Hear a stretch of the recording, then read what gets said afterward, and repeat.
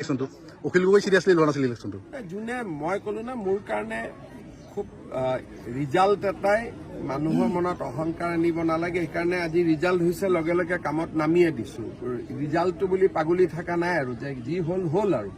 অহাটোলৈকে চিন্তা কৰিব লাগে সেইকাৰণে ৰাতিপুৱা ধুবুৰীত গৈছো গোৱালপাৰাত গৈছো 21 তাৰিখে যোৰহাটত যাম 20 তাৰিখে দেৰগাঁৱত যাম মানে জিৰণি লোৱাৰ কথাটো নাহে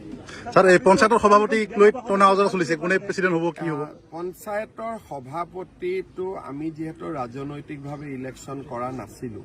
গতিকে আমি মিলা মিছা কৰি দিয়াৰ চেষ্টা কৰিম কিন্তু আমি বহুত বেছি নুসুমাম আঞ্চলিক আৰু জিলা পৰিষদটো যিহেতু দলৰ মনোনয়ন জিকিছে গতিকে দলে নিৰ্বাচন কৰিব কিন্তু সদস্যসকল যিহেতু নিজৰ ভাৱে জিকিছে আমি কম যে প্ৰতি মিলা মিছা কৰিলে অমুকত পাত তমুকত পাত কিন্তু নামানিলে আমি তাত বহুত বেছি নুসুমাম অপ্ৰিয় হলেও সত্যচাৰ দৰদাম চলিছে তেওঁলোকৰ মাজত নাই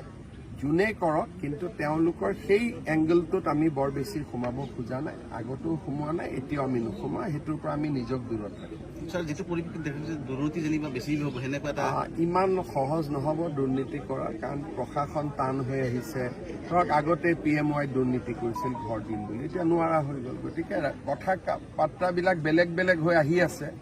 যোনে টকা খৰচ কৰি জিকিছে লাষ্টত সি দুখ আৰু কষ্ট পাব টকাকেইটা ঘূৰাই দিব নোৱাৰিব এইটোৱেই কোনো আমি যে দিনে ৰাতিয়ে কষ্ট কৰি থাকো সেইটোৱে